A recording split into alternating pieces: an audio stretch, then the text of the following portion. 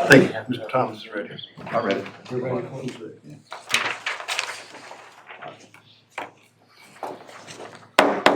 We'll now call this regular workshop meeting of the Jacksonville City Council to order.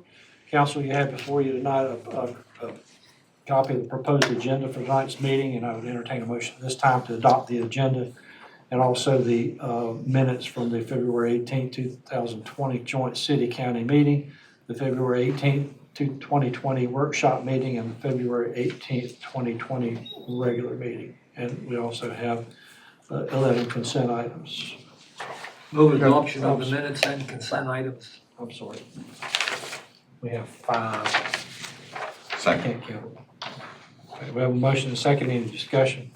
Hearing none, all in favor signify by saying aye. Aye. All opposed? Okay. We have with us visiting tonight, we have a young man, Jack, say your last name? Cavaleria.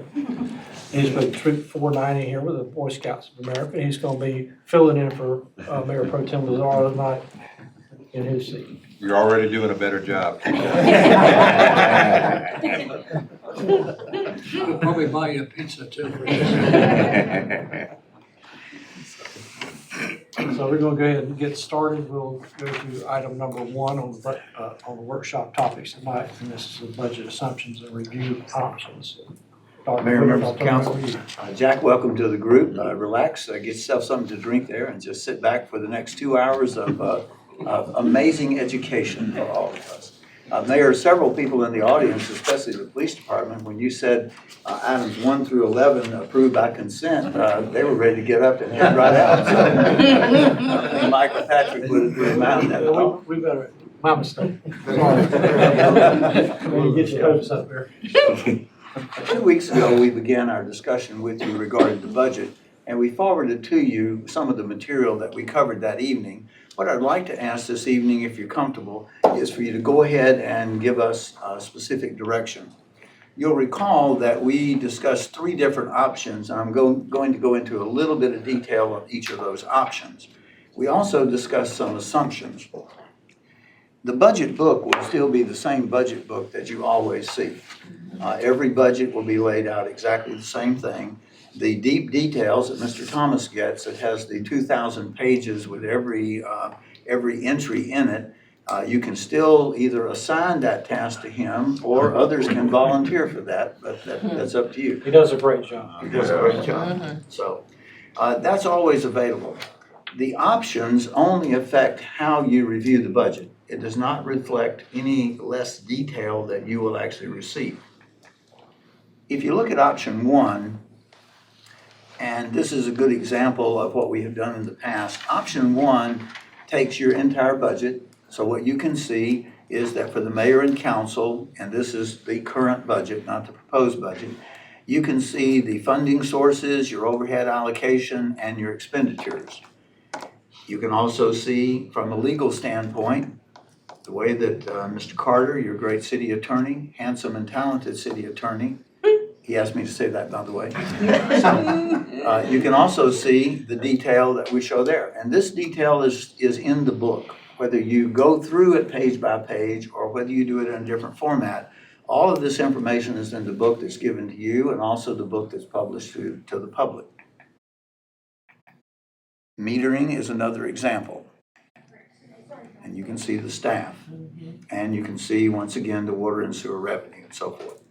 Now, option 2 is a little different in that what option 2 does, in all of these options, you will see the department issues and all the major issues.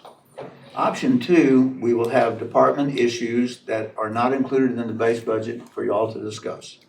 You will also see real detail in some of your larger departments. So how will this work? For example, in option 2, you've rolled all of the smaller departments where you really don't have much change in your budget and there really aren't a lot of issues. You've rolled these into, for example, you're to see the mayor and council's budget. It went from 472 to 499. And what I would do is say, council, you have the books. Do you have any questions you want to ask in that budget? Same thing with the Office of Livable Neighborhoods, community engagement, elections, legal. So the small departments, you would see the summaries. And if you want to discuss any of the details, Most of those details are in your book that explain why things went up. So for example, in the mayor and council, this past year, one of the reasons why your budget went up was because your IT charges went up. You also had a number of other expenses relative to certain travel and conferences that you attended. So this is basically, you could either have a one-year look back or a multi-year look back. On the other hand, because Mike loves to be here and explain all of the various things that he is asking you to fund, the larger departments, we would really go through the standard detailed discussion. You would have the manager and the finance director and the department head, in this case Mike, would be here to discuss that in detail. And you would see, once again, all of the things in that department. And that would be the same for everything that's a large department. Option 3 is really more like option 1. Option 3, you would see the total roll-ups for every department. The other thing, though, that you will see, regardless of which approach you take, is you will see a detailed analysis of your revenues that are coming in and what those projections are. You will see a detailed analysis of all your personnel requests. You will see the department issue statements, and we'll be discussing with you major issues that are impacting your budget. So what I would ask you to do is, Gail is not here this evening, so at a point, either this evening or shortly, we would like to know the approach that you'd like to take relative to reviewing the budget book. Thoughts? I think I'd like to see option 2.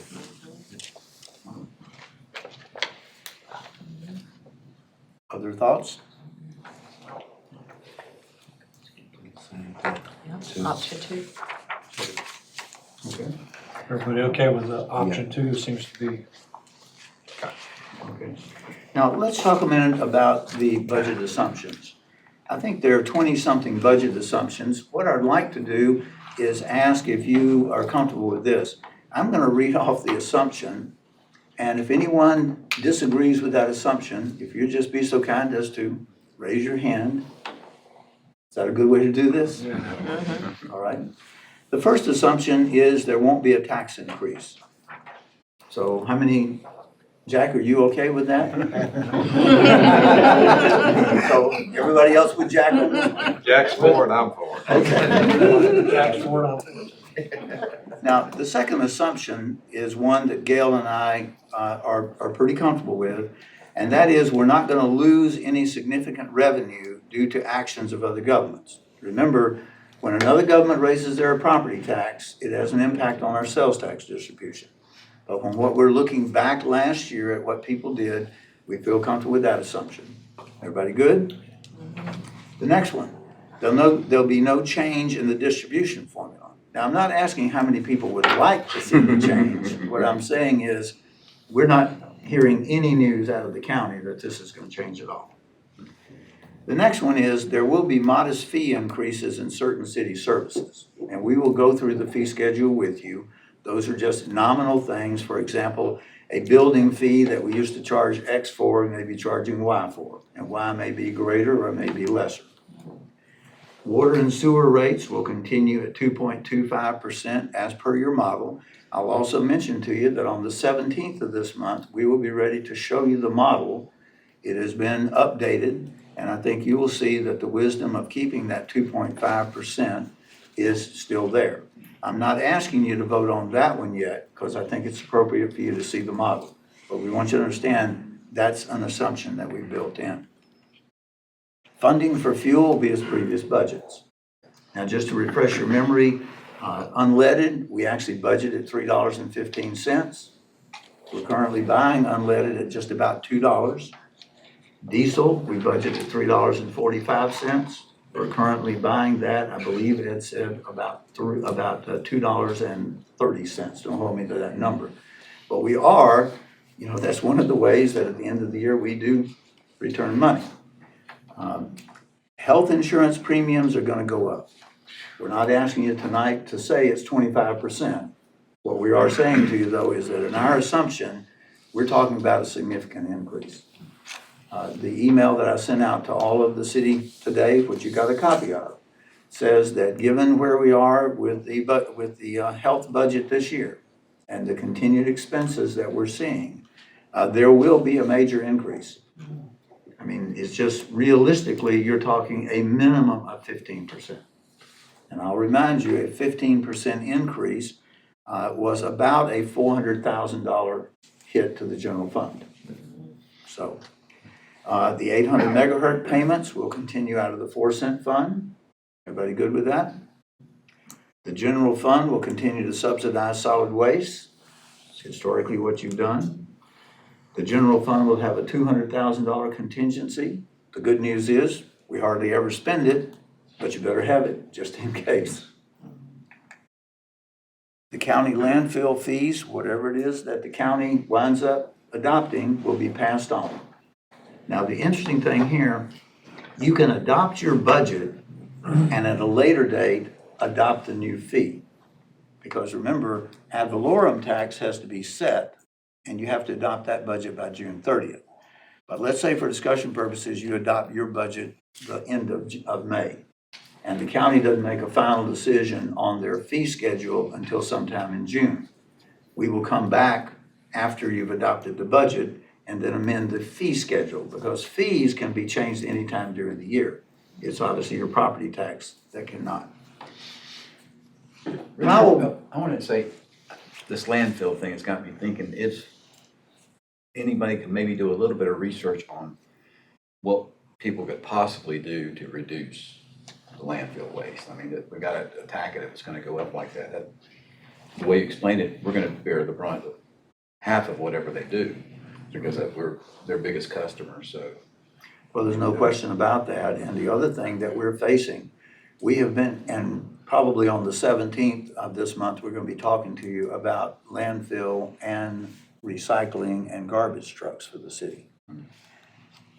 The recycling contract is good through June of 21.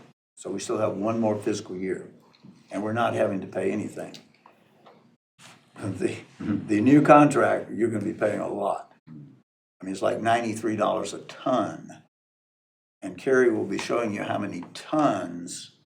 If you'll recall a meeting not too long ago, we showed you tonnage. I cannot remember the exact tonnage, but that's going to be a significant number. What is the current trash per ton? about 50. It's $46. Well, 49. 49. Common sense says we don't recycle. It's about that common sense. You know, I mean, if you're going to have to pay a recycling company $93 a ton, You don't recycle. and you know, it's unfortunate that they're putting us in that position.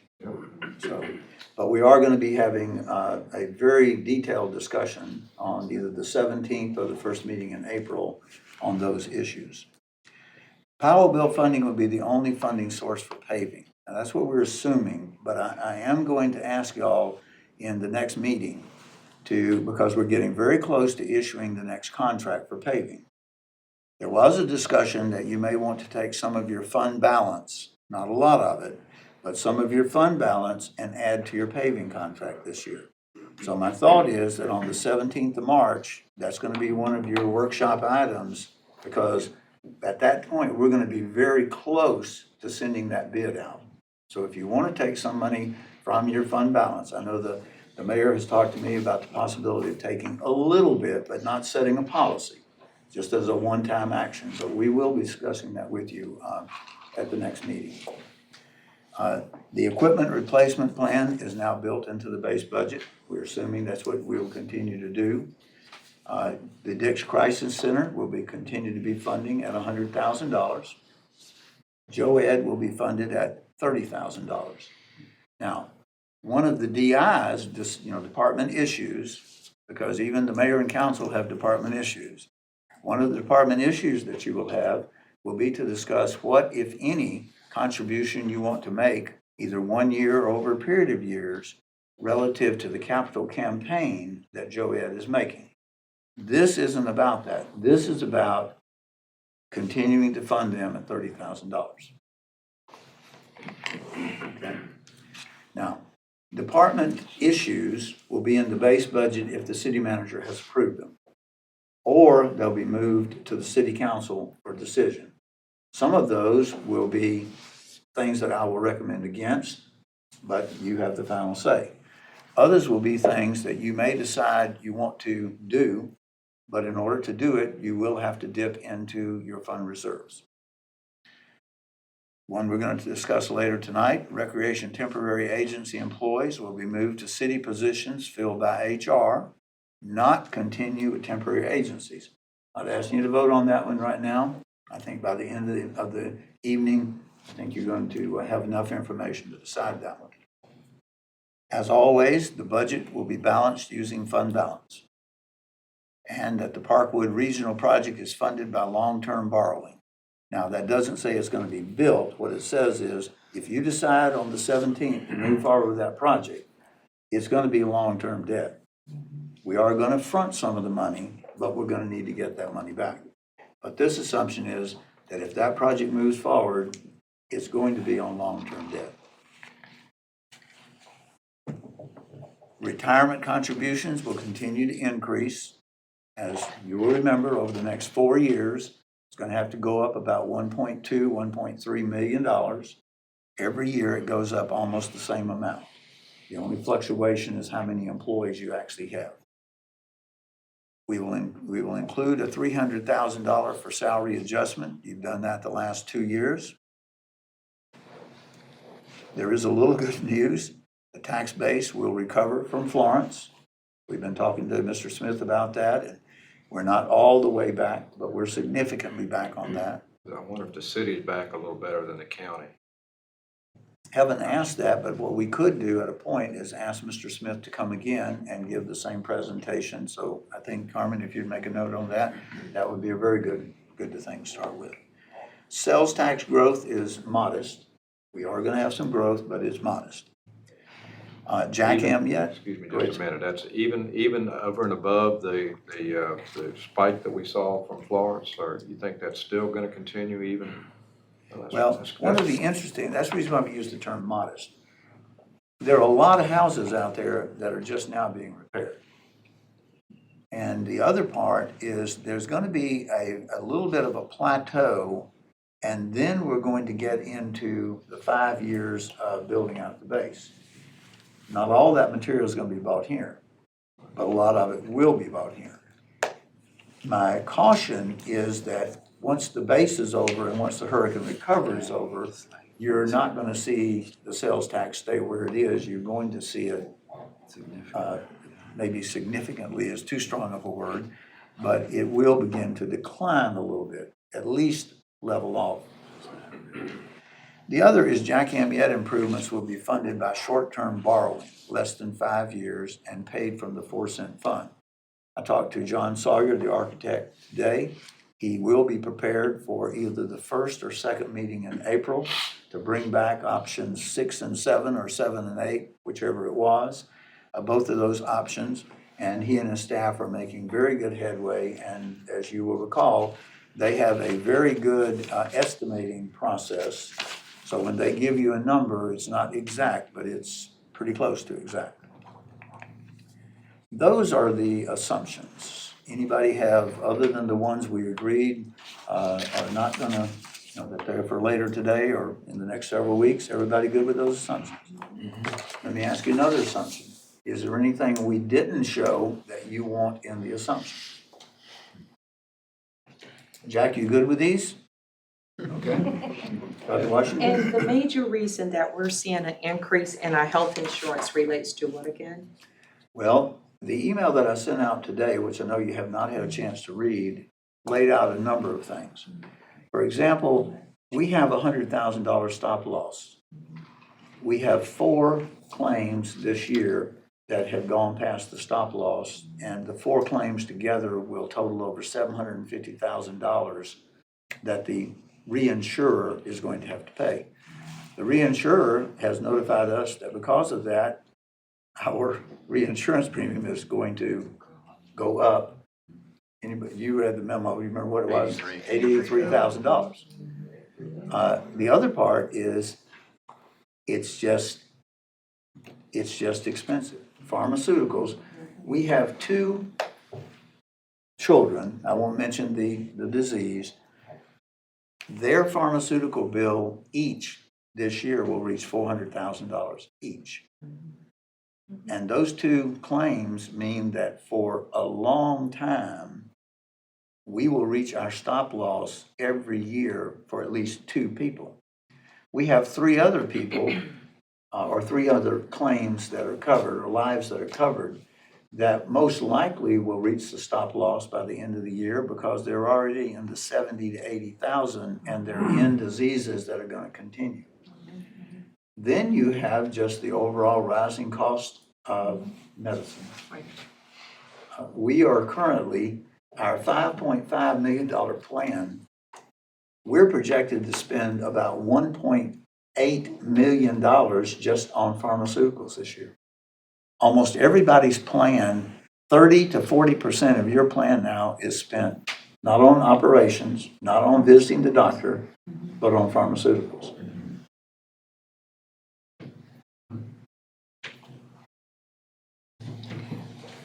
France or Russia or somewhere like that, it would probably be a third of that cost. Just that there was The other thing I like thing to on mention, special on TV, going back to that just a minute, where, we're, in the United States, we're actually paying just a ridiculous amount of money, above and beyond what a lot of other countries are paying for the same drugs. Can I ask another Yes, ma'am. question? How are we faring with our police department? And I'm not talking about them as to make them stand out, but we realize that there is a lot that our police officers undergo just with their day-to-day jobs. So like psychological support, psychological counseling for some things that they are seeing, are we starting to see a rise PTSD with our police department that we need to be abreast of, some of the things that we may specifically see to one particular department as opposed to seeing it throughout other departments? well, to answer your question, I think first of all, in about 3 items, we're going to have the police department up here and they're going to be talking about telecommunicators. And that is one of the issues is mental burnout. Now, whether it's PTSD or whatever you want to call it. The other part is, remember, under, as you know more better than I do, under the HIPAA regs, the city management does not know anything other than gross data. Right. I mean, we can see a claim, but we have no idea whether that claim is coming from a person in parks or whether they're coming from finance. I think a lot of those people may be coming from people who work directly with me, but we'll see on that. If you don't mind, let's hold that question for a Sure. minute until That's fine. the chief and Patrick come up. The other thing I'd like to suggest, John is not the city attorney. You may pay him to be the city attorney, but he is one, and I mean this, he is one of my strongest advisors.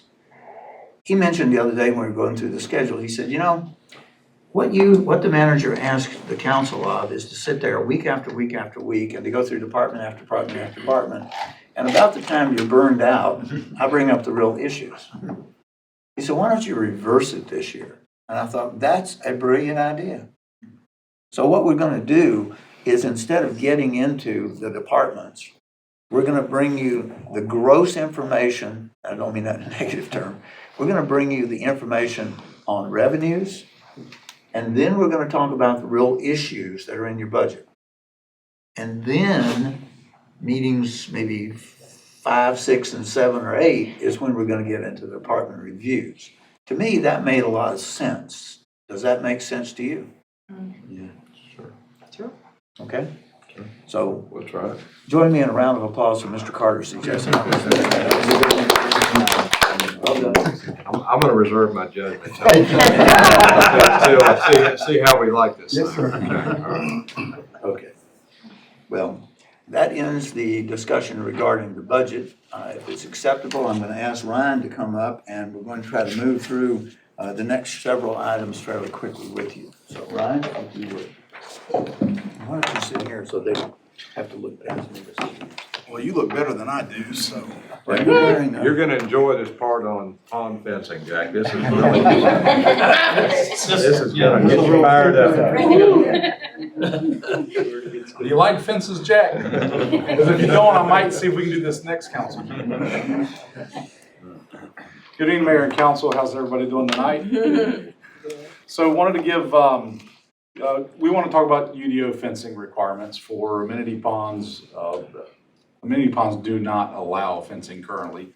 And then the utility ponds require fencing. So to give council some background, in 1998, City Council adopted pond fencing and landscaping requirements. And not only did City Council adopt the future developments and make them have fence and landscaping requirements, they actually told all existing ponds that they had 5 years to install that fence and landscaping. And as some of you, if not all of you, may recall, back in 2010, 2011, we started talking about, well, these ponds are out near the highway, near the roads, that we didn't want to see fences moving forward. And that's kind of what we've operated underneath since 2011. If it's near the street, it's an amenity pond, fencing is prohibited. If it's a utility pond pushed to the back behind the building, severe slopes, it's required to be fenced. The issue that we've had is we've had several owners that they desire to install fencing around the ponds. We have to tell them that you cannot have that. The concerns that are raised by both staff and the applicants are liability, obviously concern for somebody falling in, possibly drowning, aesthetics, more from a city standpoint, what it looks like, and the public safety that ties back to the liability component is, somebody losing their life potentially. So the options tonight, as far as direction that we're seeking City Council to give us, is leave it alone as it is, as it's been since 2011. Allow vinyl fencing, which is the same thing we require for utility ponds. Require decorative fencing. Adjust the pond placement requirements. That would be fairly expensive because then you might have to get the water to drain uphill versus trying to get it to drain downhill, or maybe some other option.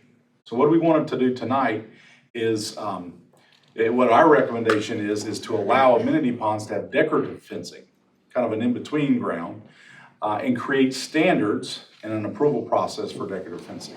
You notice the key word is allow, not require. Correct. So what staff would like to see is decorative fencing. And I've got some slides I want to show council in terms of what we are thinking a decorative fence should look like. And then we'll get into some additional standards and options at the end. So both of these are not exactly sure what the material is, but it looks different than your typical chain link or wooden privacy fence. And the next 4 or 5 slides are all similar. Most of these are probably 3 to 4 feet. Pools require a 4-foot fence around it. I actually like a 3-foot just because it brings that, it creates a buffer, but also is a little bit lower profile. The cemetery fence that was recently installed thanks to the estate of Ms. Kovich. Miskovich. Here, the example on the right's got brick columns. And a few of these pictures aren't necessarily what we would want to see, but sometimes we like to show council pictures so that you all can say, no, we don't want to see that because that doesn't necessarily fit in or it's too much or whatever it may be. So these last slides, a lot of column work, bricks. Hairs, you've got a little bit more block, stucco possibly. You're talking about a 3-foot high fence that limits somewhat some of what you're showing there. And sometimes it may not be in character with kind of our community either. So our recommendation is to, as I stated before, is to allow the amenity ponds to have the option for decorative fencing to be installed. We would look to draft a UDO amendment that would create standards which would give it a maximum height of 4 feet, allow powder-coated metal or similar material approved by the city manager. That's something as new materials, are created or new ideas come forward, it gives us the ability to kind of consider, that what that material is, but prohibit wood, vinyl, and chain link for the amenity ponds. So this is going to be for those people that are just, insistent upon building a fence. The pond's already been built and it's out front. This would give them the allowance to build some sort of a barrier because they choose to do so. But it'd be nicer since it's going to be near the highway or the streets. I'll give you one example. Many of you have visited the River of Life's new facility. They have some very large stormwater ponds because of the massive amount of a building, which is absolutely beautiful, and their parking lot. Pastor Chris Phillips has come to us and said, look, from a liability standpoint, I really need to put in some type of barrier. And he's not opposed to making it look extremely good. So again, all this is something that says, if you want to do it, that's fine, but here's how you're going to do it. We've had several other requests, and we also have a notice of violation presently that this would provide not only the River of Life, but everybody the option to create a barrier if they chose to do so. How do you feel about this? Say a swimming pool fence is 4 foot. That's what the building code requires, yes, sir. I think we need to offer it. I mean, if they need it, if they feel like they need it, I'm not sold on the liability, but that's their headache. There's not that many instances in totality, really, we're talking about. Yeah, I mean, there's neighborhoods, and I bring this up all the time, and I'm not gonna get into whether somebody has a liability issue, because I'm not a lawyer. But you can go to Disney World, and they've got lakes and ponds, and there's no fences around it. You can go to water communities in Leland, in other states where in their backyard, there's a water feature. So, but there are some folks that for their insurance, or just for their conscience, whatever it may be, that they want to be able to provide a buffer. I haven't directly spoke to Pastor Phillips about exactly what he wants, but I believe hearing something along the lines of it would just be on one side. So it would be an immediate barrier from the parking lot. It wouldn't necessarily be all the way around the facility. And then you've got another situation where there's concerns with a bus stop. And I don't know what age kids they are, but you can imagine it could be from K through 12. But there's a bus stop there, and that for that reason, the business owner that's nearby has concerns, and they would like to have an option to be able to install a fence. Are their So- concerns primarily liability? Yes, sir. That's what they've expressed to us, yes, sir. In another life, I had a situation where we checked with the insurance company and actually they weren't keen on providing fencing because they said to put up fencing that inhibits the ease of making a rescue, preventing people from going down to rescue somebody. I don't know how our insurance people would feel about it. And John, what is your thoughts on that? I think you ought to offer it if it's not something that is aesthetically unpleasing. And I don't know, it wouldn't be our insurance company, it would be their insurance company as what they're trying to protect themselves from. So I think each of us, it doesn't matter. We know that in North Carolina, you have to have a fence around a swimming pool.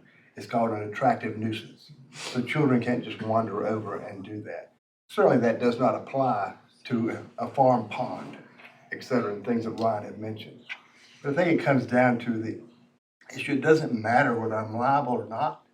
If I have this type of amenity pond and a child were to get drowned in it, if I haven't done everything that I possibly could, then I've got something to live with. And I think it's just something that you as a community decide that you're comfortable, as long as it's not aesthetically unpleasing, with offering this to your business community. Yeah, I've seen a pond alongside the road in my travels through the city where on more than one occasion I've seen kids playing around the pond. I mean, what kind of liability does that give to the property owner, say if one of them slips in and happens to drown? Boy.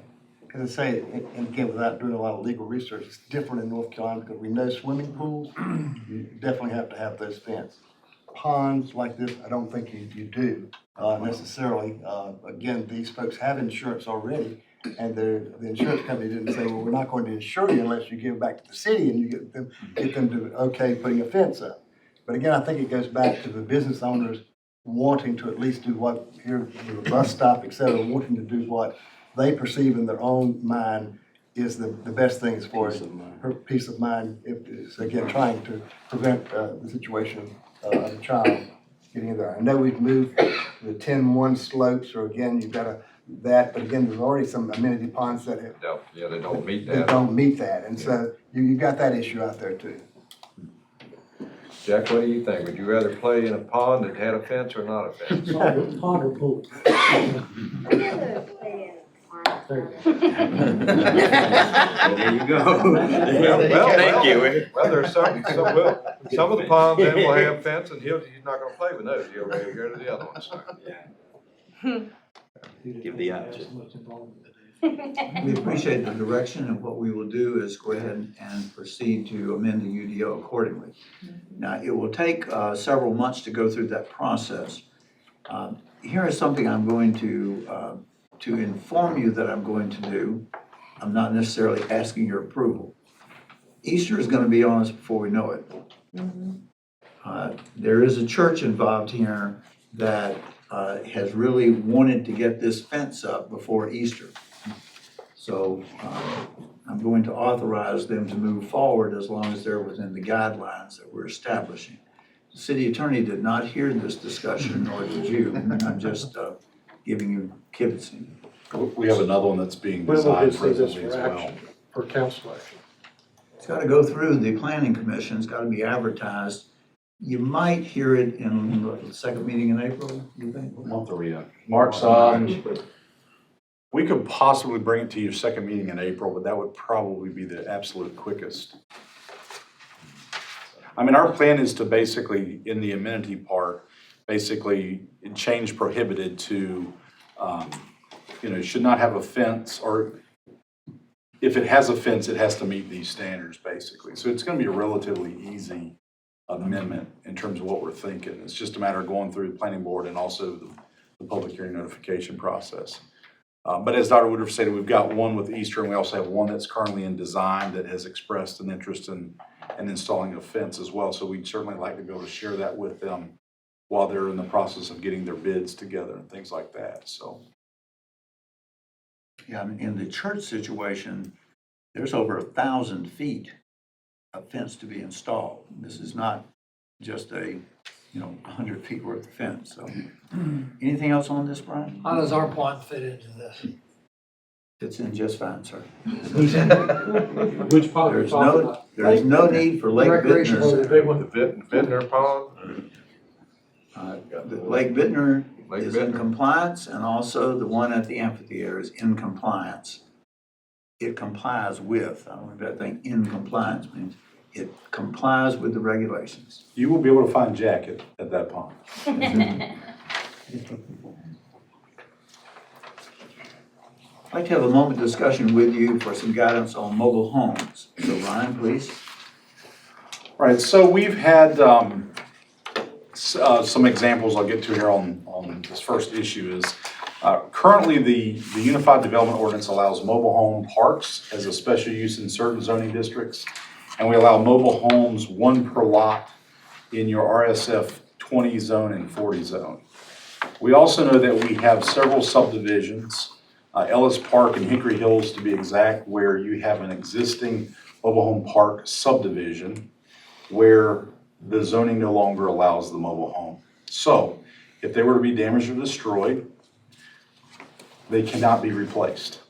So we are looking to create a new zoning district to add to the Unified Development Ordinance. As I told the planning board when we discussed this with them, I believe it was a month before last, that this would be a tool to add to our toolbox. Whether it's used or not, it's a whole nother story.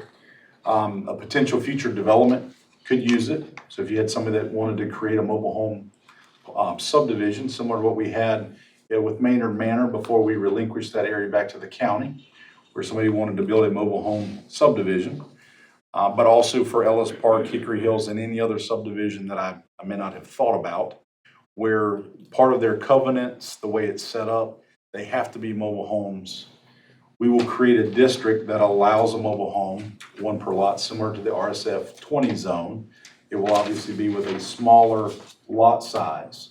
So it could be a little bit more dense of an area. We're thinking something like an RSF 7 or 8 or 10 that would allow the existing subdivisions through either a citizen request or possibly a staff-initiated rezoning request to go in there and change the zoning district that would allow them relief should a home be destroyed in the future that would allow them to replace that unit in that zoning district. So we're gonna create the tool that we have in our toolbox. If council gives us the green light to move forward with that, then whether it's used or not, that'll be something that would be a next step. But we wanted to at least create a mobile home district that is available for use.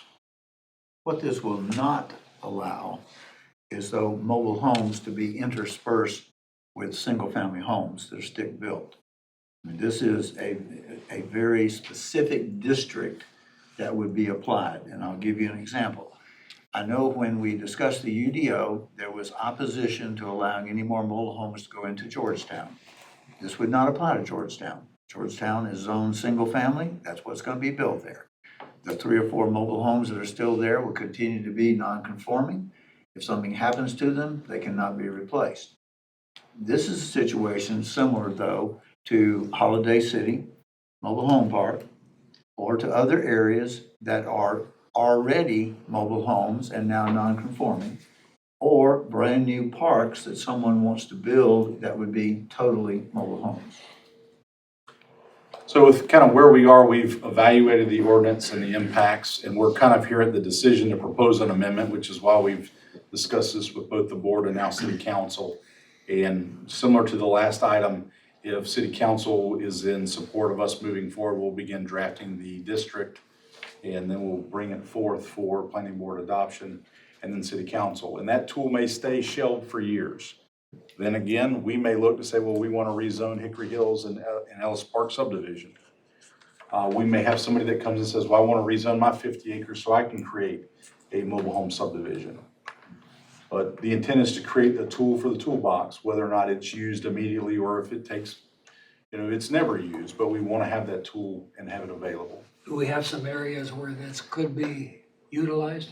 The Ellis Park and Hickory Hills are the two that we've talked to somebody in Hickory Hills that's dealing with this issue now, and then we've just thought about what other similar areas in Ellis Park come to mind. I'm not sure if we recently had a home there damaged or not, but it would, if so, this would be eligible for them. But they would have to rezone the property first, and that's what I meant by it'll either have to be, the application will have to be made by a citizen, or it may be something that we bring forth a staff-initiated rezoning for an area for the city council to consider.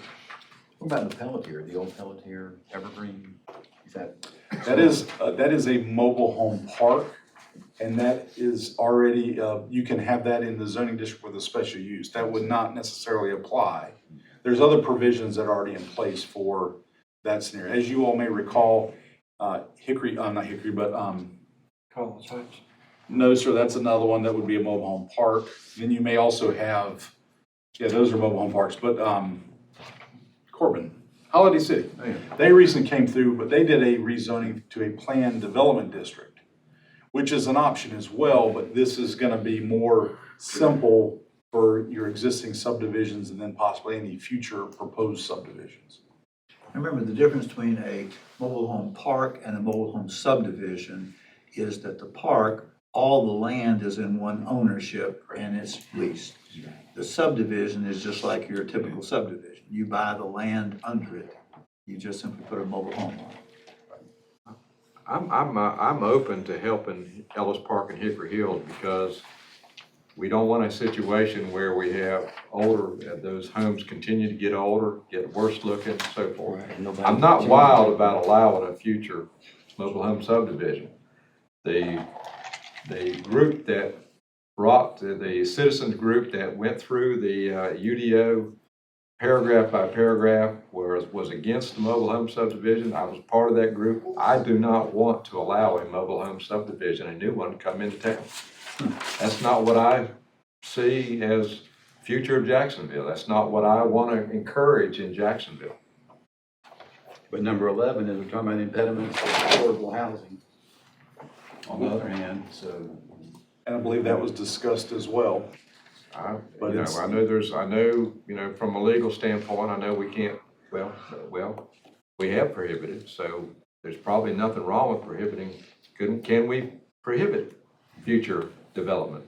The city has to allow mobile homes in at least one district per the statutes. And we do that. We allow it in RSF 20 and 40. Now, presently, we don't have any RSF 40 zones. That was created in 2014 with the UDO, and nobody's ever rezoned it, and staff has not proposed any. You can have mobile home parks with a special use permit, but that's kind of a different scenario.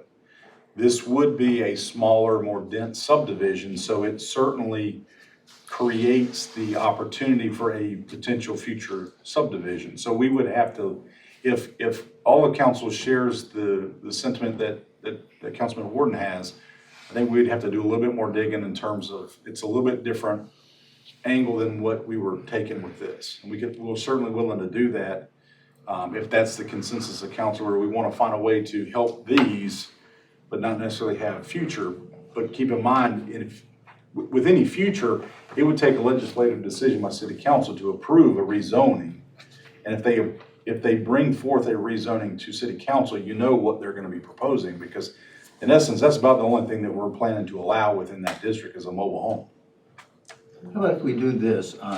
I share Mr. Warden's concerns, because you're never gonna build a tax base, and I don't wanna offend anybody, but you're not gonna build a tax base on mobile home parks.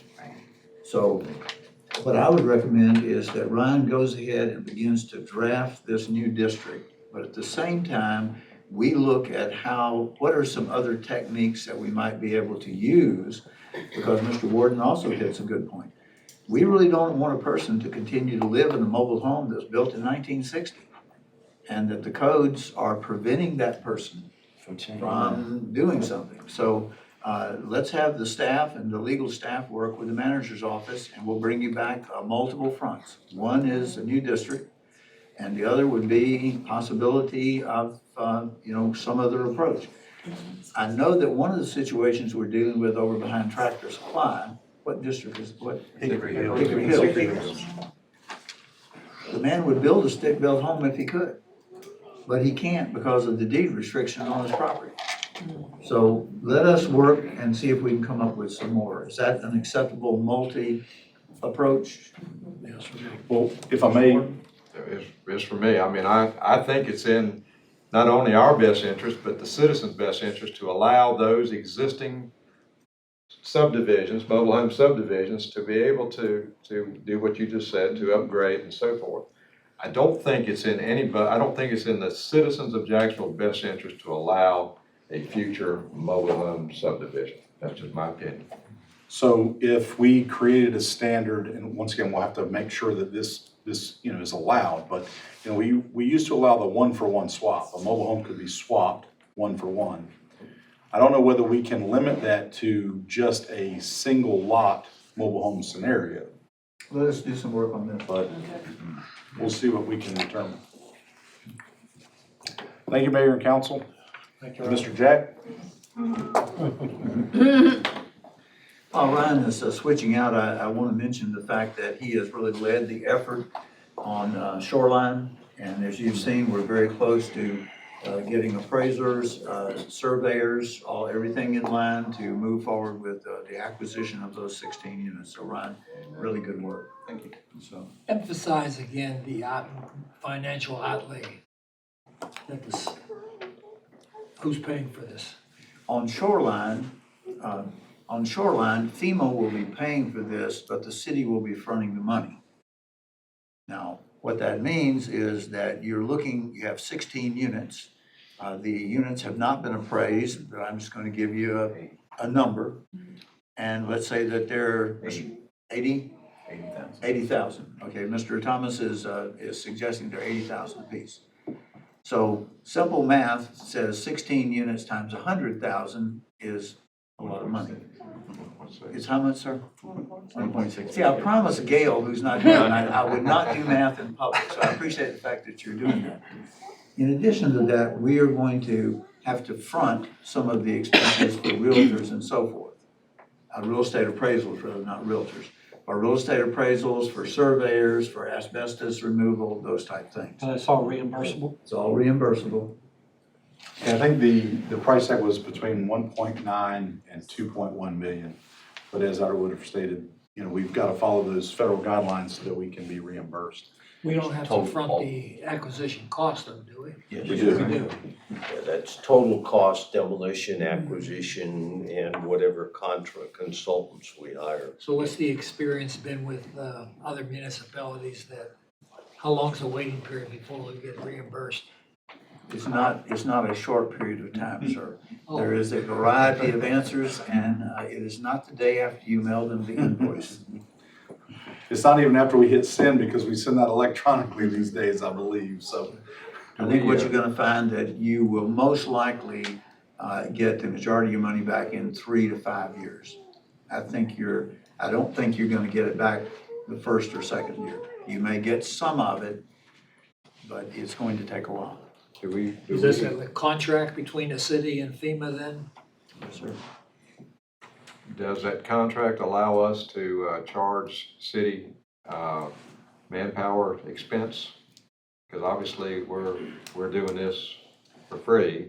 So there's 5% of the HMGP part that allows for management costs, and we have hired Holland Consulting Planners to help manage that project. There's a little bit of staff time that, you know, finance and my office has spent, but I'm not sure that, so far, I mean, it's been relatively minor. What it doesn't allow us to do, though, is, for example, to use city crews to tear them down and charge. We have to actually hire contractors. It doesn't allow Michael's folks to go out there and actually do the finished grading and plant the seeds and put in bushes. That has to all be done by contract. Minor administrative fees, yes, but that's why. That's what I was wondering, could we be reimbursed for our managing the project? But you're saying we're hiring but we don't get reimbursed for managing the management company, so. Good work. Thank you. Okay. If it's all right with you, could we take a 5-minute break? Then we're going to come right back in and get with the police matters. Is that acceptable? Acceptable. Okay.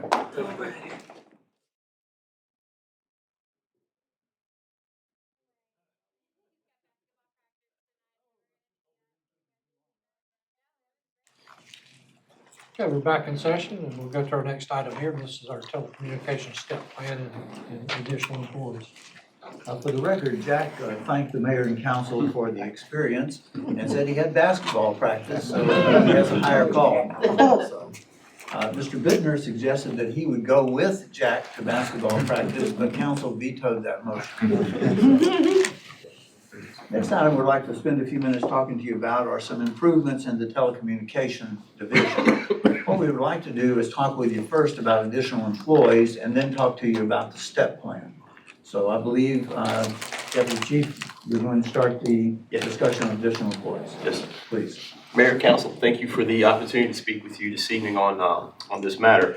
So last year in early fall, Chief Yanero approached me about to begin to compile some data to approach the North Carolina 911 Board about funding 2 additional consoles in our 911 center. Currently, they fund 4, and we wanted to ask them to fund 2 more for a total of 6. So the way that process works, when you petition them for that funding, you have to compile a bunch of data that includes how much call volume, workload your 911 center experiences, and use an accepted formula that they lay out in their guidelines. So as we began to do that and begin to compile numbers, about that same time, we began to experience some really unprecedented turnover in that division. At its peak, we were down 6 full-time positions and running a 24-hour-a-day, 7-day-a-week, 365 days a year division with 10 full-time people and 5 part-timers. Needless to say, we were stretched pretty thin. However, we are very blessed, the city and council. We are very blessed with some absolute outstanding employees in that division that rose to the challenge and picked up the slack and kept things moving for our citizens. So obviously we kind of had 2 issues now. We wanted the funding piece, and then we really had to find out why we're losing employees. Now, unfortunately, we had a few that left due to conduct issues, but we had 3 senior people leave to take other positions, 2 to Camp Lejeune and then 1 to the county. So of course, I wanted to know why, what the issue was, if there was something that we could address and improve upon for our employee retention. Obviously, that's a big goal for us in public safety now, is recruitment and retention. So as I began to speak with the supervisor and then speak with the telecommunicators themselves, sort of the reoccurring theme or the common denominator was workload. Well, as I was doing that at the same time, and we were putting the numbers together for Chief's request to the 911 board, the numbers and the data really supported that workload concern. And so that's kind of what we're here to talk about tonight. And I'd like to kind of show you briefly some of the things that go on in that division that our men and women do on a daily basis, yearly basis. So the first part I'd like to talk about is the reasons for the request. So the responder priorities, our city council goals, because there's some correlation there, our call volume, the mental stress and mental fatigue that Dr. Washington asked a question about earlier, and then also certainly to reduce turnover, which was one of the things that I discovered when I began to ask why folks were leaving. They were talking about the workload. Well, let's talk just a little bit about the mental stress, because the question we asked about mental stress. One of the things that we were lucky enough is to have our crisis counselor, and she's been meeting with all the employees on a regular basis, just to talk to them about mental health and mental stress, and trying to encourage them to talk about those particular calls. The other thing that we're really working on is a peer review program. Now, Dr. Gilbert will meet with employees that have particularly bad calls, especially where children are involved. But we also are working and trying to implement the peer review program.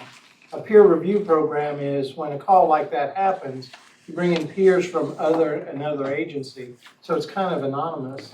And then they meet with those employees to try to encourage them to talk about the issue and at least try to express their feelings on how they feel. And what we found is doing that is tremendous toward restoring some of the mental stress that they've incurred on those calls. And I think the third thing that we've been really focusing on, in fact, we met with a church today to talk about the family piece and what we can do with the family piece, because typically first responders go to work and they come back home. They don't talk about what they've seen, and a lot of times it's a stress on the family. So we've been working, our chaplain's been working on developing a program for families. We got an offer from Northwoods United Methodist Church today to talk about doing a retreat for employees, a marriage retreat, so that we can encourage them to talk about what it is to be like for a first responder or a police officer, and how to communicate better, which is part of the mental health. We're just learning, I think, that of the mental stress that first responders go through, and trying to figure out the best way that we can make our employees healthy, both physically and mentally. So I think as we continue to move forward, continue to learn about what we need to do. I think that's going to be part of our focus over the next several years, trying to make sure that we're doing everything we can for the employee as well as the employee's family. Because when somebody marries a police officer or a firefighter or a telecommunicator, sometimes it can be stressful for that family member as much as it can be for the first responder themselves. So going after that that grant, Governor's Crime Commission. Oh, that yes, software. I forgot to mention, there's something new that we found out that was in Hawaii. One of the, a company has marketed a software that goes on your phone. And basically what it is it provides the first responder with instant access to services that they can provide, not just EAP, but other services that may be focused on whatever the issue might be, whether it's PTSD, whether they've seen something horrific, whatever it is. That software product will allow them to go on their phone, and it will also allow them to have instant access to a mental health professional. So what they've seen is that if they have it on their phone, it's very anonymous. If it's 2 o'clock in the morning and they're in a patrol car and they've seen something that's been bothering them, or something's been bothering them for a period of time, they can get instant access to where the services are and instant access to some mental health professional. So we applied for Governor's Crime Commission, and I think the commission's going to look at that and maybe even offer it statewide. So we're excited about that. So what this slide depicts are the calls that our division or the the 911 center answered. So there's 149,856 calls answered. That means that's every call coming in to that center that requires the telecommunicator to pick up a phone, well, not pick up a phone, but click a button through their headset and answer a call. 102,579 of those calls required CAD entries. So that means that required them to enter some type of information into our computer-aided dispatch. 16,579 were administrative entries. What an administrative entry is if we have someone, say from Susan's department, that calls the administrative line in the 911 center and says, hey, can you make a note that Jack MEX is going to be closed for a week and could we have extra patrol? That's the type of call that those types of administrative entries are. It also includes our towed vehicles, it includes DCI, validations, etc. And then there were 62,189 inbound administrative calls. So the 911 call would be an emergency. An administrative call would be if I wanted to call and say there's a cat in the tree, there's some other thing that's not necessarily an emergency, then call the police department line, and that information is transferred to our communications to dispatch a police, fire, whatever is necessary. So out of those 149,000, 33,750 were emergency 911 calls. So there were 33,000 of those calls that were true 911 emergencies. The 37 and 77, that figure is abandoned 911 calls. What's an abandoned 911 call? That's when there's not a telecommunicator available to pick up that 911 call.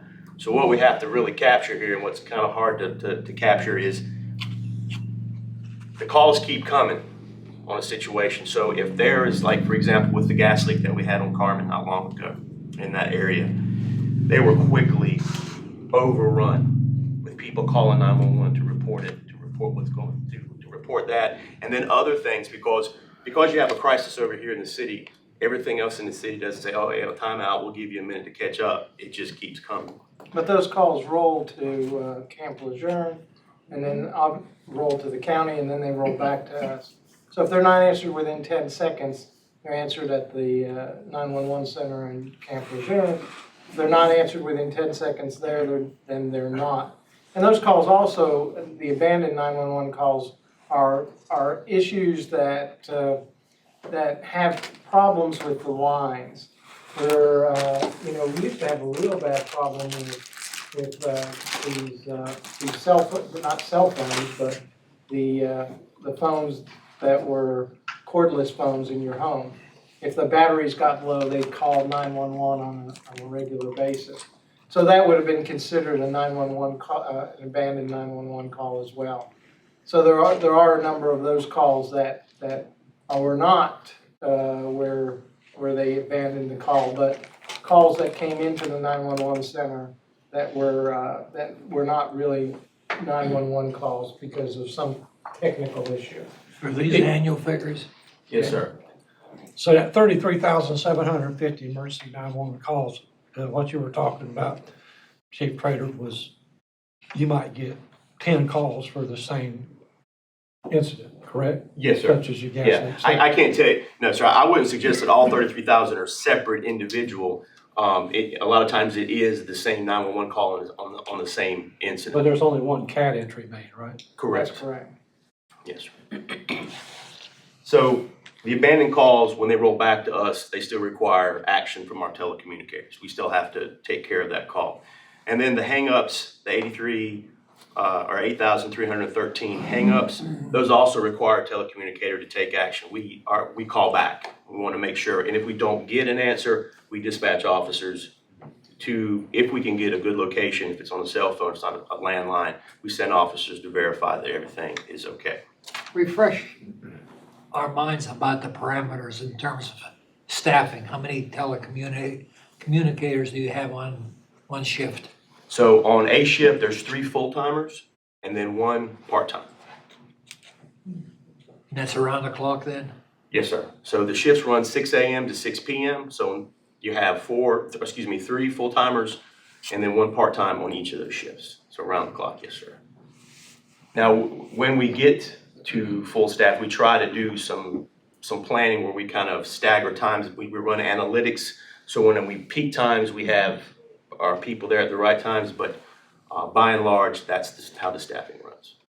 If we're fully staffed, though, we have four full-time people per shift. But the problem, it's just similar to the problem with the police officers. Because there's so many requirements that are placed on them, it takes us about 12 to 13 weeks to train them. And then it takes us another probably 7 or 8 weeks to get them hired and get them in the door. By the time you finish, they have to go through medical testing, they go through psychological testing, they go through a different kind of test that HR gives them so that we can test their ability to multitask, because that's extremely important in that office. So it does take us about 18 to 20 weeks to get somebody. It's not like it used to be. I'm sure the mayor can, they put you in that room with no training at all 30, 40 years ago. That's not the case now. It's very much technical. There are a lot of different things that have to be done. So this pretty much shows the breakdown of where those calls, how those calls work with fire, medical, and then the blue obviously is law enforcement, which is the lion's share of it. And the communications, those go back to those administrative type entries. And we've had some serious discussions about, especially the fire field, because they spend so much time with police, making sure that they understand how to dispatch the fire more effectively. Because, with fire, it's low frequency, but it's very, very high risk. So that requires them to be a little bit more trained on a regular basis than they would with the police. Because the police, they do it every single day. The fires are very sporadic. So to some extent, that training for fire has to continue on even for seasoned telecommunicators, because, like I said, it's low frequency, but it's very, very high risk. So this next slide, this was pretty intriguing to me. The telecommunicators interacted with our first responders by radio 613,565 times. So that is how many times just the men and women in the division spoke to fire and police personnel only. If we ran those, and I should point out too that these are only for the channels that they monitor. So like we have a number of channels in the public safety division, but communications for police, they monitor the primary channel, the inquiry channel, which is where they run the plates or they check for warrants, and then channel 3, which is the talk around channel. For fire, they monitor the primary channel and several fire ops channels. So when we looked at those numbers all together, so on a whole, every transmission, what they call in the business a push to talk. This is basically what this captures, a push to talk. There's over 1 million push to talks in a year with our ladies and gentlemen in 911 talking to the officers and firefighters in the field, and the officers and firefighters in the field talking back to our telecommunications center. So that kind of gives you some perspective on how much they're on the radio and how much, and I'd like to point out that when they dispatch the call, it doesn't end for them there. The call's not done. They don't send the officer, they don't send the fire truck and done. They have to listen, because they have to listen to that call and be ready for that officer that may call in with an emergency, or they may request additional resources. So that monitoring on that call is still there until they clear that call. Their telecommunicator has to be constantly engaged and listening, while also answering the phone calls, other 911 calls. So you want to talk about multitasking. It is an incredible amount of multitasking. And I've sat in there and I'll tell you, I can't do it. I couldn't do it. It's incredible the work that these men and women do. So something that Chief already alluded to, but an additional piece of information, we averaged about 410 calls every 24 hours. I don't have a breakdown of how many were emergency, how many were administrative, but 410 calls per 24-hour period. And our requirements are that every 911 call is answered in 10 seconds or less, 95% of the time. That's actually an APCO standard. Our current performance is 98%. So we're really knocking it out of the park, being understaffed. But that number is sort of telling when we go back to the piece that Dr. Washington asked about the stress and the mental burnout. To keep that pace with a finite number of men and women, that puts an incredible amount of burden upon them to maintain that standard. And then, of course, the other piece is call to dispatch time under 1 minute. So that's from the time you call and ask for help, and we figure out what's going on, we have the right resources en route to you in under 1 minute. I would say some of that helps. One thing that helps is the investment that you all made in the station alerting system that automatically dispatches the unit. Now, it doesn't give you a lot of information, but it automatically dispatches fire units to the scenes of EMS calls. And I think coupled by the fact that they answer those calls within 10 seconds, the station alerting system and the dedication of those employees, they've been very successful in getting EMS or getting first responders on the scene within 3 minutes of the time the call is made. So why is all that important to us? Why it's important to you? Why it's important to the city? From 2012 to 2019, 32 lives have been saved, and a countless number of emergencies have been avoided or mitigated for the quick action of the men and women in the 911 center. It's where it all begins. Fire and police often gets all the press, and they get all the pictures and the TV shows and all the neat things that go along with that. But right here, the women in 911 and the men in 911, that's where it begins for a lot of this. It all flows through that division. It all flows through that division. And those men and women are tasked with making decisions. We talk about officers having to make split-second decisions and have to decide what to do, what not to do. These telecommunicators, there's a bit of a parallel there. They have to make split-second decisions, deciding what resources. They have to know what phrases, what kind of things to listen for that should trigger a response for them. And many times, they're the officer's lifeline. That officer is counting on them. Not to mention when they receive a call, knowing what questions to ask, knowing what to listen for, so they can tell that officer what he or she is on the way to. because an officer goes blind to a call. All they say is, hey, there's a domestic at this location. And if they don't know what to ask, and they don't know how to approach it, how to question that person on the call, the officer could be walking into an absolutely horrible situation. So that's why it's so important. So part of this other piece that we did a little bit of forecasting along with this, and looking where we were in 2002, based off our current trends, we're seeing our number of calls for service to continue to climb through 2024.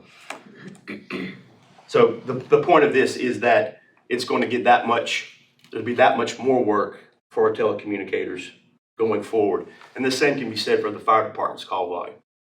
As you can see, the trend is upward. And again, forecasting. The priority 1 calls, these are the true emergency calls that require emergency response. As you see, over the last 5 years, we've seen pretty much a steady increase through 2019. So to Mr. Bittner's point earlier, our current staffing is 16 full-time and 5 part-time. The shift arrangements are 4 shifts, 3 telecommunicators, and 1 part-timer. The Erlang C formula, this is part of the APCO staffing and the NINA. NINA is another organization that is set standards in the 911 communications arena, if you will. And when we put those numbers into that calculator, they of course said for a given day, we should have 13 dispatchers, and that's handling that 26 calls per hour for the 410 calls a day that I mentioned earlier. And of course, we're not asking council for that kind of position increase, but we put it in here to show that we're a little understaffed in that division right now based off of our volume. And of course, this is just a heat map that we created also that we submitted to the 911 board that kind of shows, these numbers kind of showed throughout the day. And unfortunately, when I put this slide together, it cut out my times of the day. But you can see that throughout the day, it's not the same. So this is how also we forecast our staffing as well, looking at the previous month, trying to figure out how we should prepare for the coming month. And these numbers in these individual blocks, based off our numbers, based off that Erlang C calculator, that's the number of telecommunicators we should have on duty. So it goes in upwards of 8 in certain spots. Again, this is based off our call volume and our numbers. So our request tonight from council is to hire 2 additional telecommunicators. What we feel, what we know, it will more evenly disperse that workload. To Ms. Washington's point, reducing the amount of work that each individual telecommunicator has to experience, which invariably will result in a little bit less stress.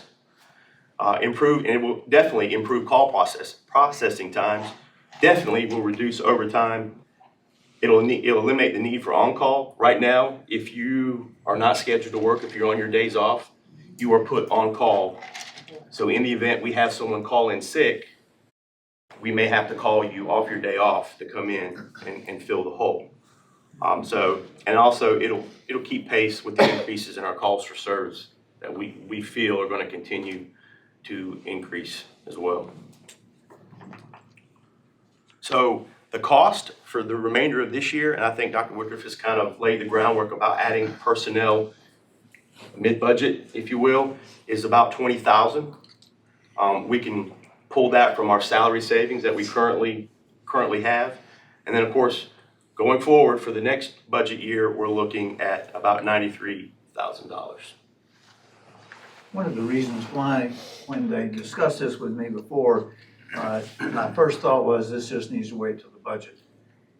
The difficulty is we need these people as soon as possible. And if you begin the process, let's say that you authorize this evening, the earliest we're actually going to get through the advertisements, the hiring screening, the background screening, and actually get them in the door, you're going to be lucky to have them here by mid-May.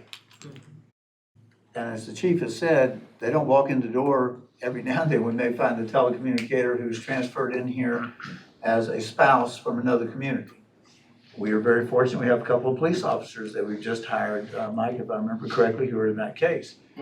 But most likely, if you authorize this tonight, before a person's actually ready to be on the console on their own, you're still looking at early August. So what we are is unusual. I'll be quite frank with you, as a manager in the 10 years I've been here, I've never asked y'all to hire anybody or add personnel to the budget during the budget year. This is one of these things that I believe, given the volume, that there's a need. And if you're gonna approve it come July 1, you might as well just go ahead and approve it now. Because I think the statistics are there, we need these people now. What are your thoughts and feelings? Chief Unero, how much money would you say monthly are you paying your staff overtime? You know, I would say that, and I think we looked at it, and it's, That figure, Dr. Washington, for 19 was 69,000. just for telecommunications. Yes, Just sir. for telecommunications. They worked 4,160 hours of overtime. Let me make sure you understand what that number actually means though. You work, unlike a 40-hour employee, where you work 40 hours, then the next week you're at 40 hours. So in the 2 weeks of your pay period, you've worked 80 hours, and none of that's overtime. In telecommunicators, because they work 12-hour shifts, they work, correct me if I'm wrong, gentlemen, you work 3 days on one shift, so you work 36 hours. The next week, you work 4 days on, so you work 48 hours. So there is automatic overtime. That's not the overtime we're talking about eliminating. Right. We're talking about because we have been so short that we're having to bring people in. And we can't say to you tonight that the full cost is gonna be less than $93,000. In the real world, there will be a savings because you won't be calling people in on overtime that's not already built into the system overtime. You see what I'm saying? So, yes, we can tell you that there will be some overtime savings by doing this. It will not offset $93,000. It might offset 15 or 20,000. I'm not gonna give you a number though, until we can get back with you after the fact, if you approve this, and say, this is what we actually found. I think you have to walk into this saying that for the rest of this year, about $20,000, for all of next year, about $93,000, and that does include benefits. It may be less because of savings of overtime.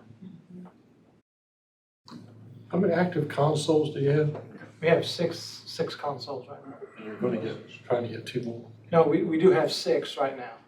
We have 6 right now. So you got 4 people on, and you got 6 available, so you wouldn't need more. No, we wouldn't need any more equipment. You mentioned turnover. What's been the experience in turnover? I think, Losing people to other agencies? yeah, obviously we lost several this year. Yeah, we lost 3 this year, and 2 of them went to the base. Of course, it's very difficult for us to compete with the base. 1 went to the county. And we've had that in the past. Some of it is because sometimes the county pays higher than we do, which is something we're gonna talk about in just a minute about the step plan, establishing the step plan. But we've also had some turnover because of the nature of the job, the stress involved with the job and those kinds of things. And I think part of the challenge that we have is we have 16 telecommunicators. We have some flexibility. The problem is that when we lose 1, 2, or 3 telecommunicators, then and we're down 3 or 4, then it really becomes challenging for the employees that we have. And so I think adding additional telecommunicators so that we're not bringing them back in and they're not working 2 or 3 days overtime in the span is going to be very beneficial for us. It's kind of like the same thing we talked about when we talked about the step plan for the police. You know, when we're full staffed, we don't have a lot of issues, but you know, because of the turnover, we had some that leave because generally they leave because their spouse is being transferred. I mean, that's just the nature of a military community. And I think some of that takes us a little while to adjust and get back. I mean, we just hired 3 telecommunicators, and I believe 2 of them are military spouses. And we've had 6 vacancies this year. At one point, we were down from 16 down to 10 active employees. There were times when we had folks that were working, as Chief mentioned, many days straight. And I would like to add, without complaint. And we supplement that sometimes when a firefighter or police officer gets in, has some type of injury and is on extended workers' comp. We put them in there because we always really have openings. So we put them in there, and they do help us from time to time. But you know, this will give us, make it a little bit more stable in there for us, so that we can make sure that these folks get time off they need. If you don't mind, let's move to the step plan, and then at the end of that, we can decide what direction you want to give us on both of these requests. Is that acceptable? When you go, okay. So the step plan is the same format as you all approved for police and fire. It's set up the very same way.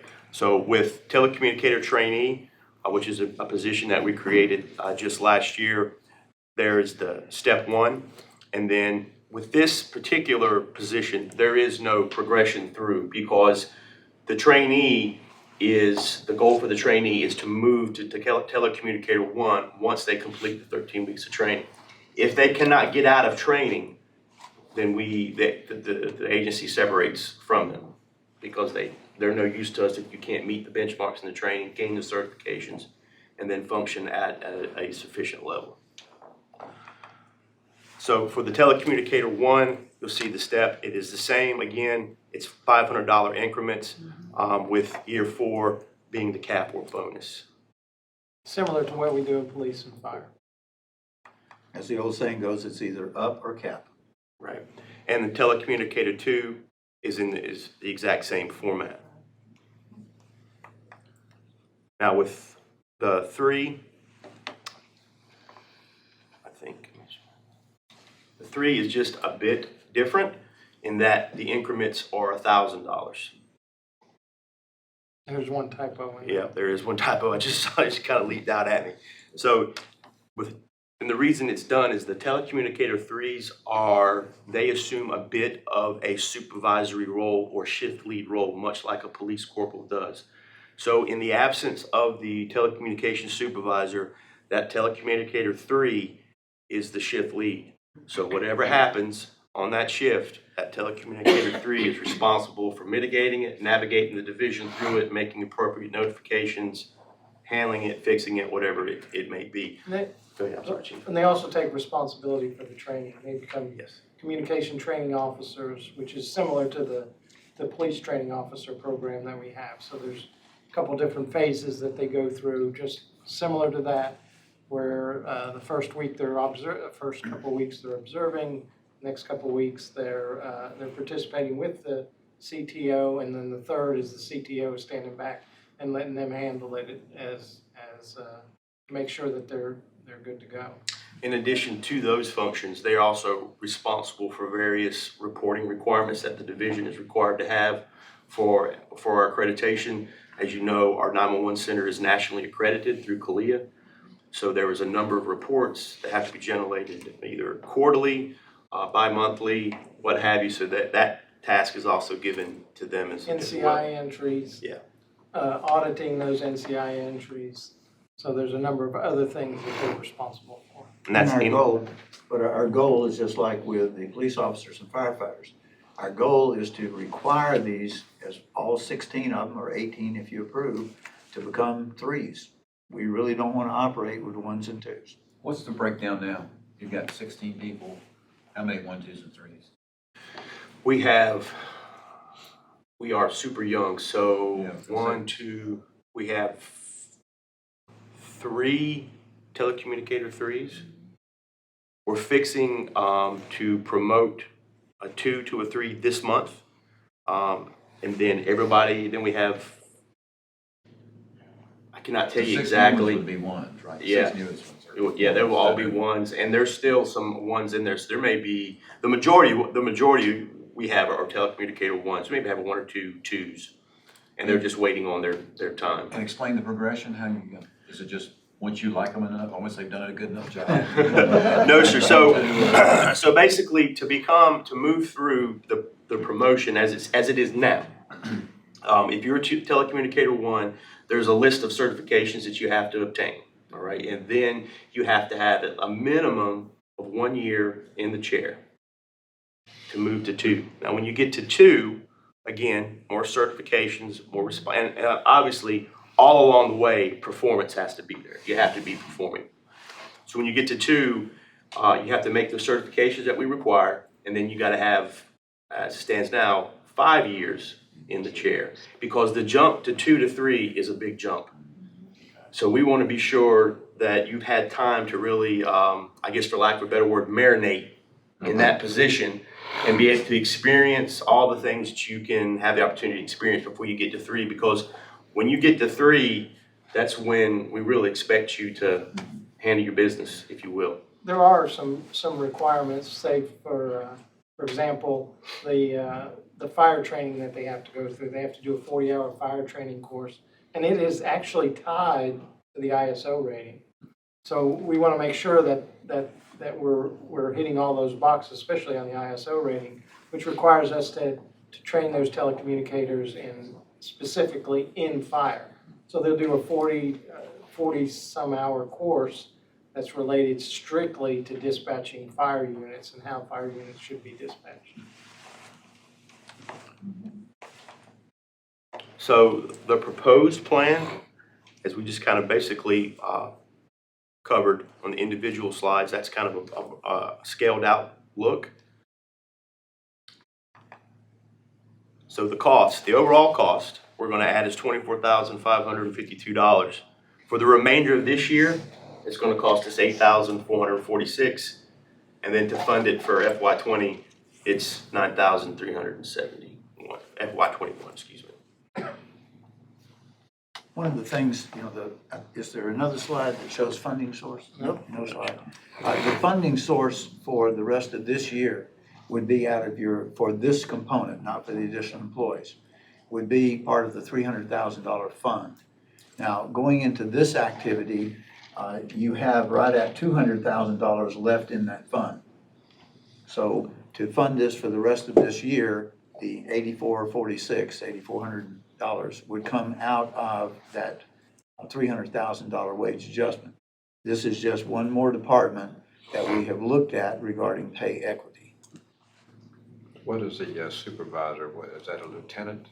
No, we have a civilian supervisor. Civilian supervisor. I'm assuming our salary person.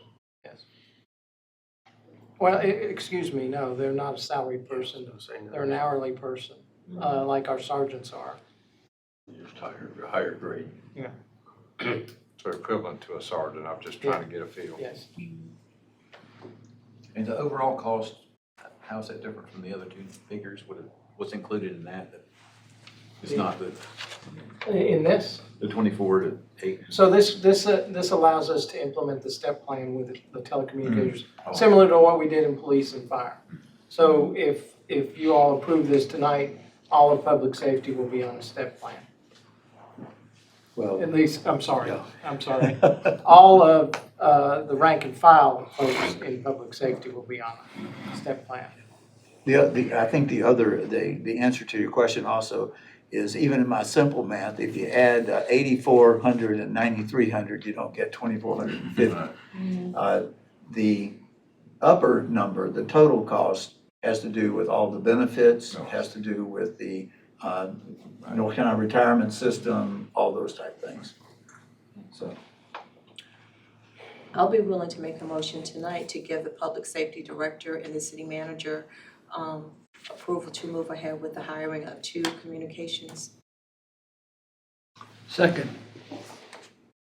To implement the step plan? And implement the step plan. Same second. Any discussion? All in favor, signify by saying aye. All opposed? Thank you very much, I appreciate it. Thank you so much. And I appreciate, over the last several years, you've really made an investment in our Department of Public Safety that I think has shown some real benefits, so thank you very much. Just for my clarity, now, if you live outside the city, you call 911, it goes to the county? Yes, it does. In fact, we're undergoing a project right now that's going to, right now what happens is it's based on towers and it's a triangulation. So the 911 call could be as much as a half a mile to a mile away. In the next several months, what's going to happen is we're going to transition to a digital base. So your phone, if it gives a digital signal, what it will do is it'll give us the location within feet. So we'll be able to respond much more effectively. And what'll happen is typically what happens if they're driving and they're close to the city limits, it depends on that triangulation which 911 center it goes to. So depending on a number of factors, and those calls are misdirected calls.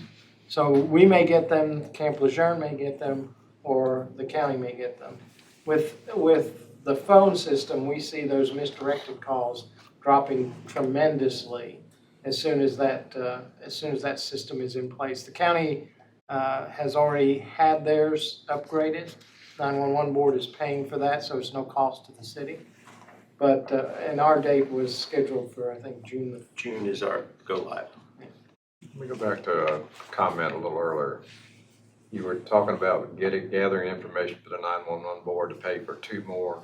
So what are we talking about? We're fully utilizing 4. We're asking them to pay for the 2 that Right. we've already got installed. We're just asking them to reimburse us for the. Yeah, so because they're transitioning, one of the questions they said was that we were only authorized for 4 consoles, which they would have paid for 4, we would have had to pay for 2. So we prepared a document, sent it to the 911 board and said we need 6 consoles. And they approved that on Friday of last week. And so they'll be paying for all 6 of those consoles, including 6 backup stations that will be located here at City Hall. If our 911 center goes down for a period of time, the lines and everything will come into City Hall where we can dispatch. Now, we're still negotiating with them on exploring the backup system with Camp Lejeune. So we've had some talks with them about beefing up their 911 center so that, again, when those calls come in, we answered 120 calls, I think, on a crash that was on thank you, the bypass a couple of years ago, and all 3 911 centers were answering those calls. So our system, we like the way our system works. Because the city and the county have upgraded, we think it's important that Camp Lejeune upgrade too, because what it means is that 1, they know the exact location when a call comes in. 2, we go from 15 to 20 seconds to process a call to less than 5. So we're going to be working. We've been negotiating with them. We're going to continue to negotiate with them, and hopefully we can resolve that between the 911 board for Camp Lejeune.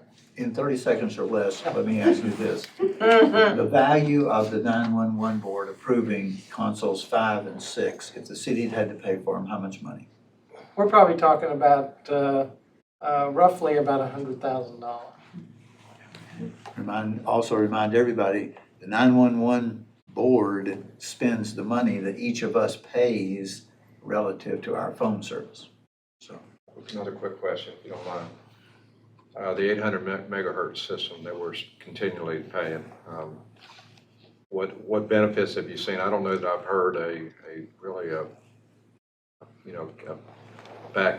back to us what's happening with it. Well, I mean, I think that system has helped us in a number of ways. And I think the number one way is building penetration. part of the process that we went through to get that radio was, and I'm sure the mayor could probably talk about how we tried to communicate in the mall and in schools and in the hospital. They have to have when we got the system, we had to have 95% coverage everywhere in the city. And so we have 95% coverage. In fact, our coverage is better than Camp Lejeune's coverage at Naval Hospital, because we installed special equipment in there. Any building, and there were a number of buildings countywide that required this, any building that didn't have that 95% coverage with a handheld portable had to have special equipment installed in it. And we installed that equipment in Naval Hospital. So if there's a fire, the beauty of it is that we can all operate on the 800 system, both the military component and the civilian component, and same anywhere in the county. So the system has worked very well for us. It's very robust. We've not had any issues because of I think a lot of it had to do with the pre-planning. So the 800 system has served us well. Is Highway Patrol part of that? Or? No, they're not, and that's another discussion that we're going to be having with the Viper system. So we're not connected with the Viper system, although we can connect with the Viper system. The Viper system is a statewide system. Some agencies, like Greenville, is on the Viper system. So over the next several years, I think we're going to be talking about how we integrate those two systems together. But it's kind of interesting is because the Viper system, there's an ability for us to get on the Viper system. During Hurricane Florence, we actually worked with Shelby, North Carolina, to answer our 911 calls if the system went down altogether. And they actually could have dispatched through the Viper system. All of our radios have that Viper system in place. And the Highway Patrol can communicate with us as well as PMO, any military police, any military fire, any of the smaller municipalities and the sheriff's office. So I think that intercommunication that we have has been tremendous in working a number of events that we've had, multi-jurisdictional events. So you have used it and it seems to work fairly seamlessly. Yeah. In fact, during Hurricane Florence, the only means of communication we really had was the 800 megahertz system. We had no loss of that system at all. It stayed up and it was very robust, and it was very effective for us. Thank you, John. Mayor and Council, I know that we like to keep the sessions to about 2 hours. I am going to recommend, and I know the Recreation Department is going to cringe, I'm going to recommend that we continue the discussion on temporary employees until the next meeting. But we do have the analysis of the Fair Housing Code that we have to get approved tonight. So if you don't mind staying for just a few more minutes, ladies, could you all come forward? Tracy and Lily.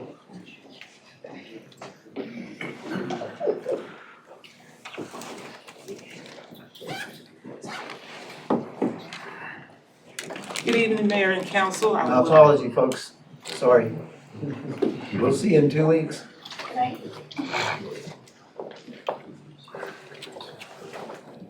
Tracy, I'm sorry. Go ahead, please. Good evening, Mayor and Council. I will not be before you long, as I am the last topic on the agenda. Just wanted to bring before you the analysis of impediments of fair housing choice. It is a document that we must produce because we receive CDBG Community Development Block Grant funds from the U.S. Department of Housing and Urban Development. This way, okay. So the analysis of impediment, the AI, was conducted by having meetings with public and private agencies, citizens, and lenders. We also gathered communities' input from citizens, practitioners with our surveys, and we gathered statistical data, national and local studies, information, and the current census data. Within the document, we have the Fair Housing Act, which establishes certain protected classes and prohibits discrimination because of race, color, gender, age, religion, and disability. Fair housing choice is the ability of persons regardless of similar income levels to have the same housing choices available to them. We also identify elements which impede this choice other than income. Our methodology of analysis included gathering information from community input meetings, community surveys, and data analysis.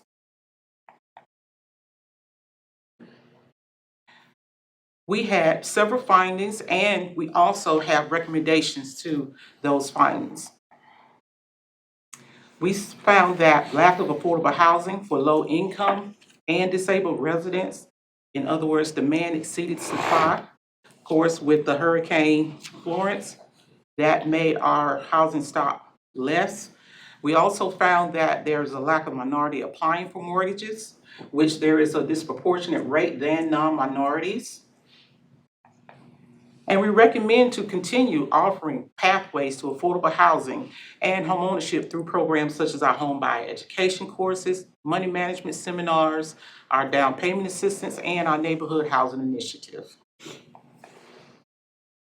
We also found that there's a lack of fair housing education, which may lead to unintentional violations. So we will continue to distribute fair housing information to our citizens and local housing practitioners. We will also continue to educate our citizens of their fair housing rights during our home buyer education courses, our quarterly daily news ads, and our media outreach resources. So the next steps is for City Council to review and approve to submit the document to HUD, and the city will also continue to work to develop specific strategies to address the impediments. And that's all I have. Mayor and Council, we're asking you this evening to authorize the submittal of this document as part of the required date, based upon your overview. Yeah, I'll make the motion to adopt the analysis of impediments for the Fair Housing Office and approve its submission to the U.S. Department of Housing and Urban Development. Second. A motion and second, any further discussion? Hearing none, all in favor, signify by saying aye. Aye. All opposed, okay, motion carries. Thank you very much, ladies. Like a moment of personal privilege, if we could. Lily? Good evening, Mayor and Council. Tonight, I would like to officially announce my retirement. I've talked with Richard and staff and my husband and my family. And after 30 years, I'm gonna cry. After 30 years of service to the state of North Carolina through our cities and counties here, we have decided that I'll retire this July. And we'll be relocating to San Antonio, Texas area to be closer to my son, daughter, granddaughter, and other family members that have started to gravitate that way. But I wanted to take this time, this is official, you're the first to officially hear it. I just want to thank you so much for your support of me over the last 30 years. I'm looking at Mr. Benton, I'm gonna make him cry. It's hard to say who was the best city manager. Because he was great and you are awesome. Two of the best city managers I've had an opportunity to work with. Of course, Mayor and Council, you guys are awesome. Enjoy working with you. You've all been so supportive of community development and all the great programs that we've done since 1996, which is when I actually started with the city. 1996 has been a wonderful ride. A lot to be proud of, a lot to, pat yourselves on the back and continue to do. I'm gonna miss you all. I'm gonna miss the city. I'm gonna miss the employees so much. I grew up here, came here in 1990 as a young Marine wife and decided to stay. And even after that, it didn't work out. But decided to stay because I love being here and I love raising my kids here. It's a great place to live, work, and play. Thank you to all the employees, for those they're still watching, I don't know if we're still on TV, to all the leaders and community people and citizens, nonprofits, so many people that have positively impacted my life. And his honorarium, I would like to personally, if Mother Blunt is watching, I'd like to thank Councilman Blunt Many of you may not know he's the reason I'm here. I think Mr. Bittner knows that. He was the reason I was here. I'm here. He encouraged me to apply. So started me on a path. Great career. Never saw it coming, but I've enjoyed the ride and the journey, and I'm gonna miss you. But you're in good hands. All of you and Tracy's put her hat in there for whatever happens. But just thank you so much. Well, first off, congratulations. You've done a great job. You've done a great job for our city here, and you will surely be missed. You're an institution here with the city. You are, you really are. But thank you so much for the service that you have given the city of Jacksonville. She gave birth to many of the programs that found success for the city, and many homeowners owe their homes to your work. It was a team effort. You know me, I don't like to take it. I didn't do any of this by myself. I've had great staff, great teams, great other departments that have collaborated. We've done it's amazing. I didn't have a prepared speech. Richard asked me if I was okay doing this tonight. So I wanted to write something really, really heartfelt. But it's been a great teamwork. I mean, none of us get anything done. It's no eyes, it's us. And I thank you for the recognition, but I have to share it. I will be selfish not to share it. Well, we'll miss you. And I definitely thank you, even before I came aboard, you know, for all the education through the years. Thank you, you're welcome. Well, you know, if you think again about just in the last few years, we're now up to 130-something vacant and dilapidated structures have been torn down under Lily's leadership. We have almost 36 homes that have been built in a public-private partnership. We have the Onzo Community Outreach now getting ready to open the homeless shelter within the next 4 or 5 months. I mean, the list goes on and on. So please join me and stand.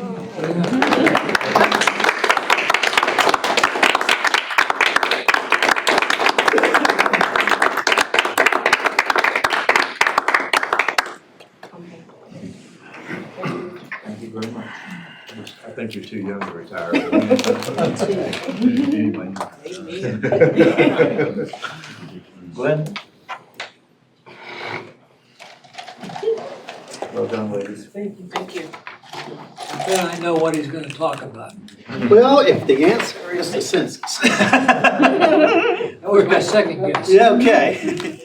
Just, this is a reminder that the censuses count everyone. This community suffered a significant loss in the last census and therefore is highly motivated to make sure everyone is counted. And of course, it's used in redistricting, and we've seen the effects of some of that most recently in elections and such. This will be the first year that you can fill out the census online. You can also do it by phone, or you can ask for a paper copy. Your data is safe, and it's kept locked up. Census people take a lifetime oath to never reveal anything personal information, and it's your civic duty to do so. We are but 28 days as of today from Census Day, April 1st.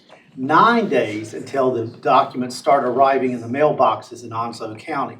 And to the end of this, we wanted to point out something. These are the self-response rate, what people in 2010 did without any other addition. Our rate of participation was higher, but that's because people went to the doors and got the action. But this is what the self-response rate, some 67.8 in 2010. And for the city of Jacksonville, it was 66.6. We want to encourage that. The mayor will announce on Monday at a rally that we're going to have in front of the courthouse on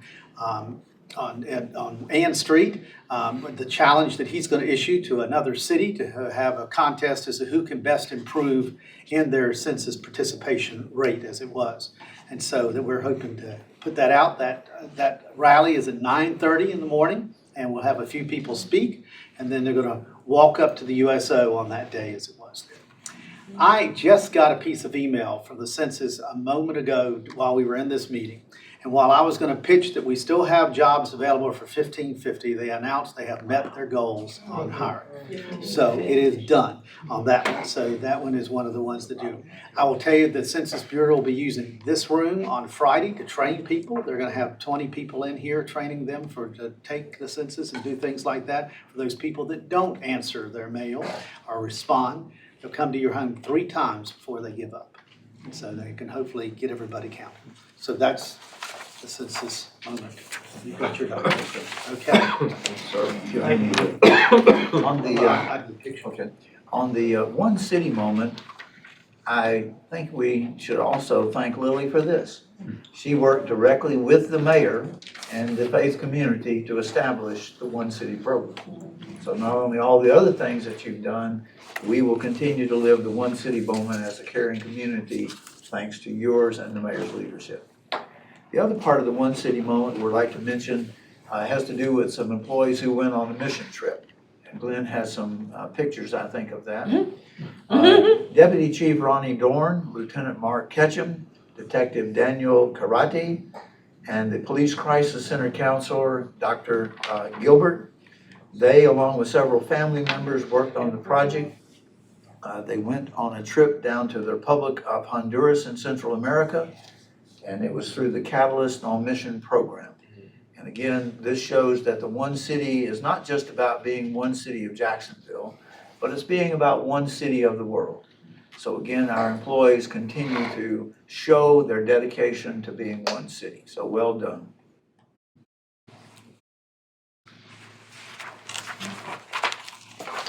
Thank you. All right, we have a motion to adjourn. So move. Second. All in favor? I'm not.